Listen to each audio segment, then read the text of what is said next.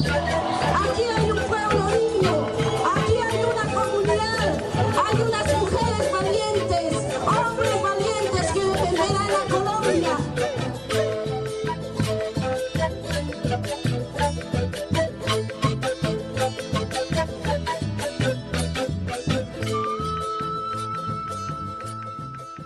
Ellos defienden su territorio y lo consideran tan propio porque ellos dicen que nosotros nacemos de la tierra, ¿no? Hacemos parte de la madre naturaleza.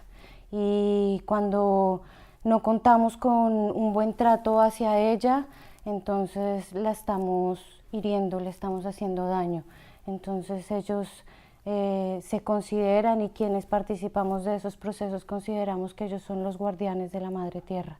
Entonces en esa función de guardianes y de preservar la vida y la naturaleza, en ese contexto ellos hacen su proceso de lucha y resistencia, ¿no? Ellos llevan en un proceso de resistencia hace más de 516 años, así que ellos han hecho todo un proceso, digamos que se han consolidado como en diferentes etapas, primero como en 1900 con toda la defensa que hizo Manuel Quintín Lame, que fue un gran líder NASA.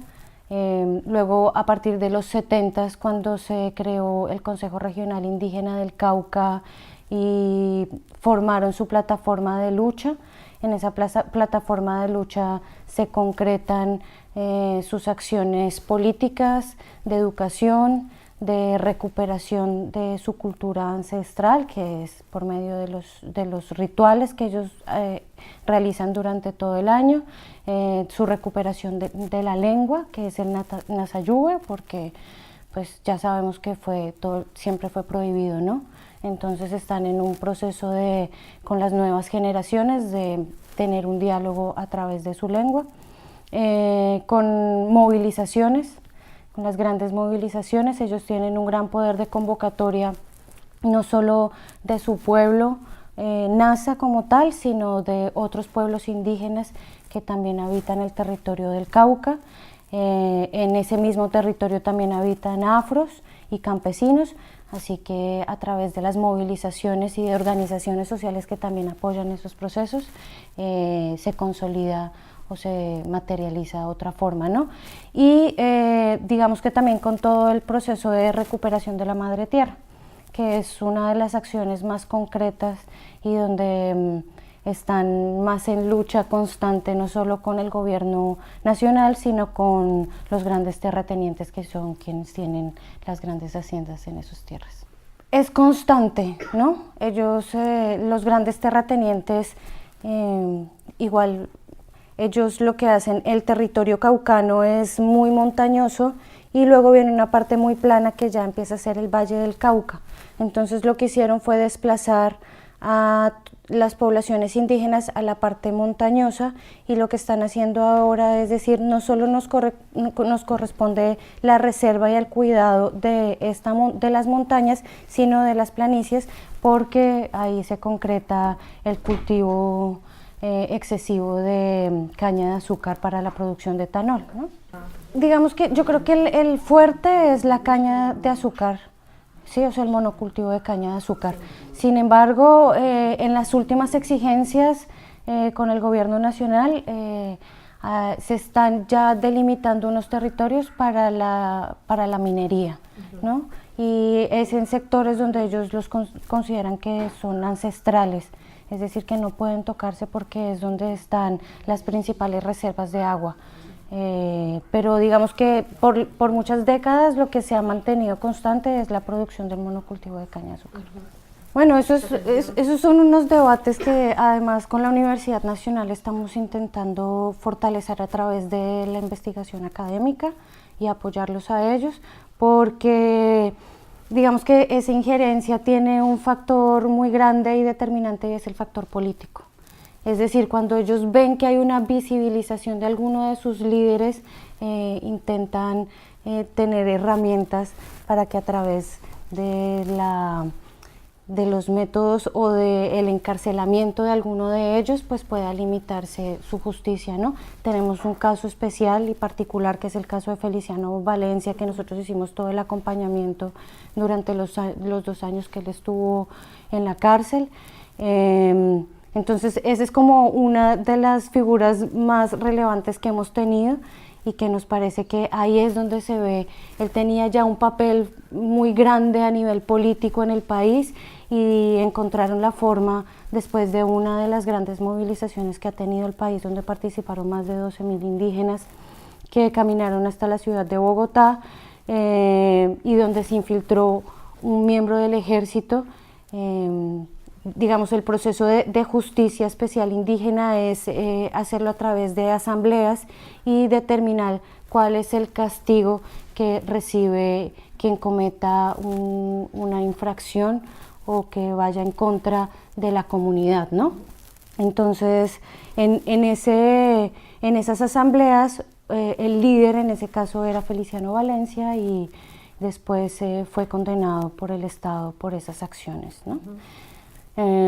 Igual ahorita eso se consolida a través de los centros de armonización, que los centros de armonización, voy a poner en un término que se pueda entender, que es como la cárcel para ellos, y en esos centros de armonización lo que hacen es una fase de armonización y de limpieza, que es a través del remedio, y una fase de resocialización, que es trabajar por la comunidad.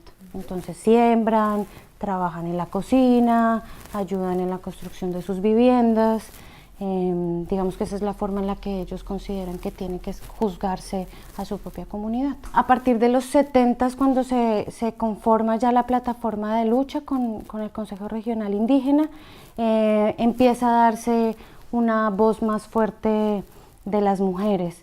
Cuando se creó el cuerpo armado Manuel Quintín Lame, que fue en los 80s, tenía un ala muy fuerte que eran las denominadas las quintinas, que también ejercían una fuerza armada contundente dentro de ese grupo armado, ¿no?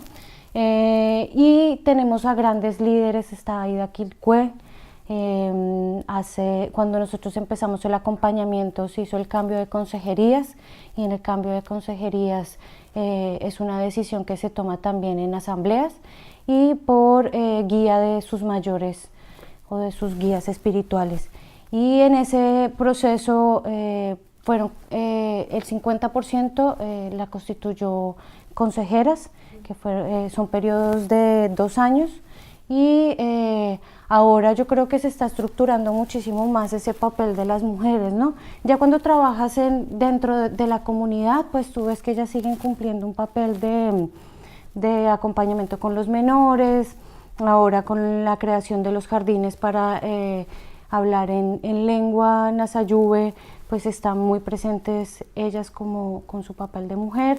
También hacen parte muy fuerte de la Guardia Indígena, que la Guardia Indígena no es solo representada por hombres, sino por mujeres y niños y ancianos, ¿no? Es como se conjugan todos en la comunidad para trabajar. La Guardia Indígena son los protectores de la comunidad, del territorio.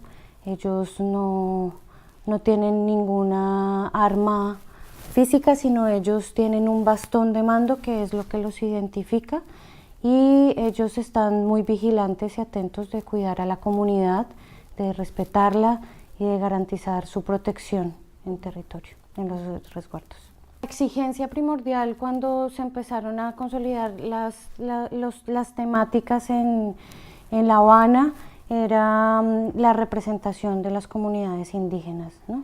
Por ser ellos también parte fundamental de nuestra sociedad y por ser víctimas también directas de la violencia que hemos tenido en el país. Ellos participaron, fueron ciertos líderes a representarnos en las mesas de diálogo. En el acuerdo quedó contemplado el capítulo sexto, que es el capítulo étnico, en donde se establece el compromiso del gobierno nacional sobre las garantías de sus derechos, el derecho propio, el tratamiento que se le iba a dar a los cultivos ilícitos y el proceso de legalización de las tierras que ellos ya tienen, la comunidad indígena Nasa tiene ya en su poder, ¿no? Entonces eso quedó contemplado en los acuerdos, igual en el último diagnóstico que se hizo sobre el proceso de implementación, que dicen que vamos alrededor de un 18% de implementación.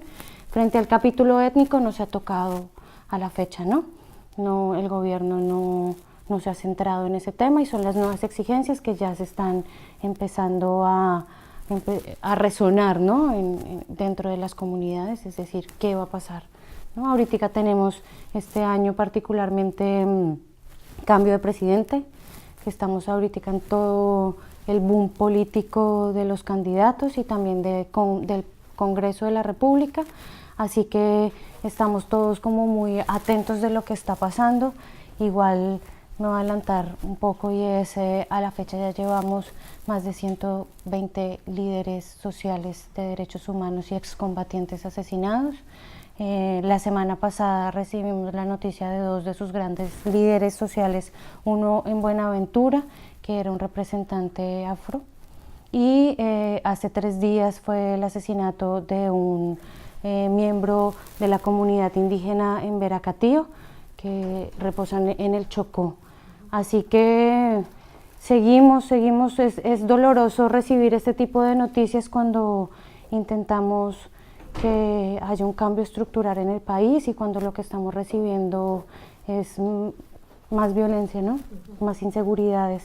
Creo que hay que resaltar, y lo que nosotros intentamos en el documental es mostrar ese proceso de lucha y resistencia que ellos llevan hace muchísimo tiempo y cómo ellos consideran que los jóvenes nos corresponde seguir levantando su bandera, ¿no?